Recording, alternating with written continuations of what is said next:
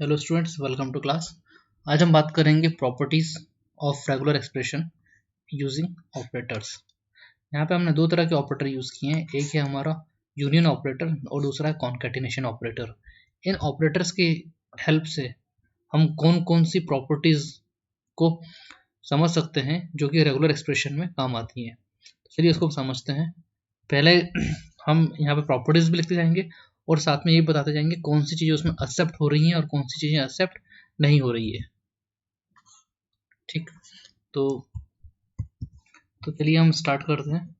सबसे पहले हम समझते हैं कि कौन सी प्रॉपर्टी है जो कि इसमें एक्सेप्ट होती हैं। अगर हम बात करें यूनियन ऑपरेटर को यूज़ करके, तो यूनियन ऑपरेटर को यूज़ करते हुए हम जो है, अगर कम्यूटेटिव प्रॉपर्टी की बात करें, एक कम्यूटेटिव प्रॉपर्टी क्या होती है? कम्यूटेटिव प्रॉपर्टी मतलब अगर a प्लस बी है तो b प्लस ए भी एक्सेप्ट करे, तो यूनियन ऑपरेटर के थ्रू रेगुलर एक्सप्रेशन इस प्रॉपर्टी को सपोर्ट करता है। और साथ ही साथ एसोसिएटिव प्रॉपर्टी भी यूनियन ऑपरेटर सपोर्ट करता है। एसोसिएटिव प्रॉपर्टी भी यूनियन ऑपरेटर सपोर्ट करेगा। कैसे? a plus B plus C is equal to a plus B plus C. तो इस तरह से इसने एसोसिएटिव प्रॉपर्टी भी सपोर्ट करी। अब हम बात करें कॉन्कैटिनेशन ऑपरेटर की, तो कॉन्कैटिनेशन ऑपरेटर जो है एसोसिएटिव प्रॉपर्टी तो सपोर्ट करेगा, लेकिन वो कम्यूटेटिव प्रॉपर्टी सपोर्ट नहीं करेगा। अब चूंकि वो एसोसिएटिव करता है तो इसलिए हम पहले एसोसिएटिव के बारे में समझ लेते हैं कि concatenation operator means dot operator, union operator means plus operator. तो अगर आप दो एलिमेंट्स के बीच डॉट ऑपरेटर लगाते हैं तो सीधी सी बात है, एसोसिएटिव प्रॉपर्टी में कॉन्कैटिनेशन ऑपरेटर जो है a dot B dot C जो है a dot B dot C, ये तो काम करेगी। लेकिन अगर हम बात करें commutative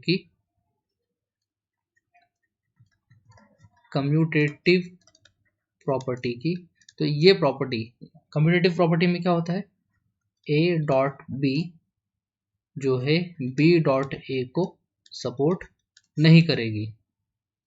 okay, so this is what the commutative property is. So associative property is accepted by concatenation operator but not by commutative operator. Okay, अब यूनियन ऑपरेटर में हम बात करते हैं डिस्ट्रीब्यूटिव प्रॉपर्टी की, वो भी यूनियन के टर्म्स में बात कर रहे हैं। तो अगर हम यूनियन के टर्म्स में बात करें डिस्ट्रीब्यूटिव प्रॉपर्टी की, डिस्ट्रीब्यूटिव प्रॉपर्टी, तो डिस्ट्रीब्यूटिव प्रॉपर्टी जो है यूनियन के टर्म पे काम नहीं करेगी, चाहे वो लेफ्ट डिस्ट्रीब्यूटिव हो चाहे वो राइट डिस्ट्रीब्यूटिव हो। ठीक, कैसे हम समझ लेते हैं।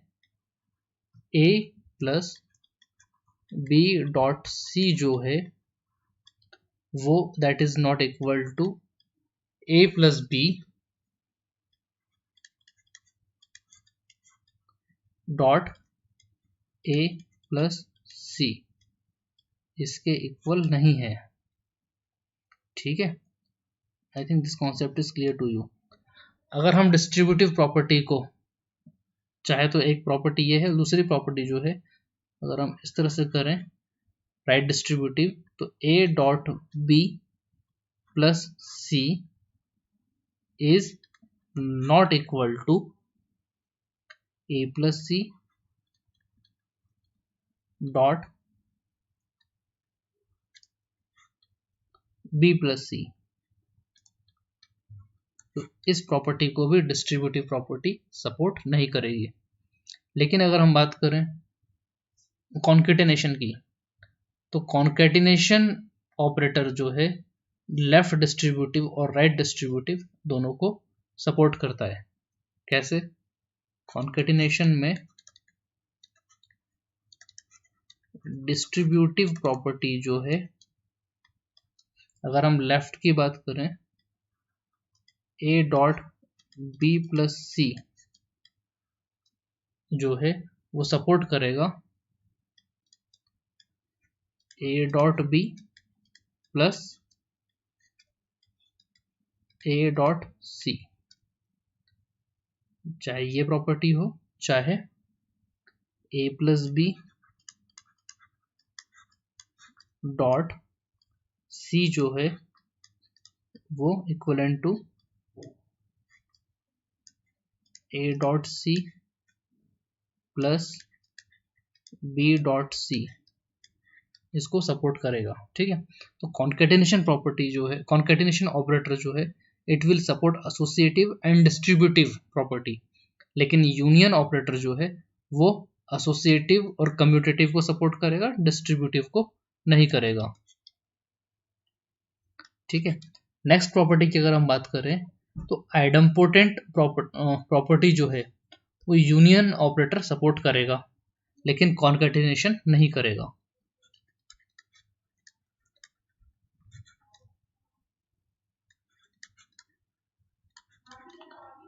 आइडम्पोटेंट प्रॉपर्टी की बात करें तो ए प्लस ए जो है,